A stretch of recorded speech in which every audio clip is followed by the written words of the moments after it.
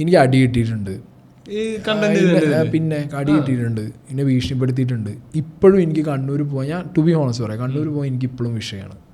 ഇതിന് മുമ്പ് ഞാൻ ട്രാവൽ ചെയ്യുമ്പോൾ കാസർഗോഡൊക്കെ പോയി വരുമ്പോഴൊക്കെ കണ്ണൂർ ഞാൻ ഉറങ്ങുന്ന സമയത്തൊക്കെ ചെക്കന്മാർ കൊണ്ടുപോയി വണ്ടി നിർത്തും. തട്ടുകട കയറി കഴിഞ്ഞാൽ അവിടെ നിന്ന് അലമ്പാവും. ബേസിക്കലി ഉണ്ട്. എനിക്ക് ഡയറക്റ്റ് കുറേ കിട്ടിയിട്ടുണ്ട്, കുറേ സീൻ ഉണ്ടായിട്ടുണ്ട്. വീട്ടിലേക്ക് മറ്റേ ഉണ്ണിമൂന്തൻ്റെ ഇഷ്യൂ ഉണ്ടായ സമയത്ത് വീട്ടിലേക്ക് മറ്റേ വീട്ടിൽ പട്ടികളുണ്ട്, എനിക്ക് ലൈക്ക് എൻ്റെ ഡോഗ്സ് ഉണ്ട്.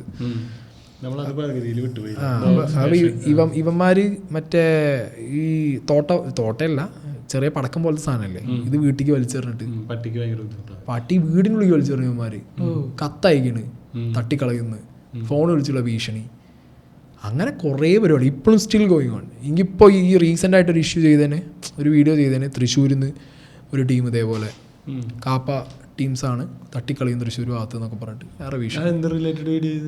ഇനി അറിയാൻ പാടില്ല എന്തിനാ, ഏത് വള്ളിയാണ് വരുന്നതെന്ന് അറിയണ്ടേ മനുഷ്യന്, ഇത് ഏത് വള്ളിയാന്ന് അറിയണ്ടേ.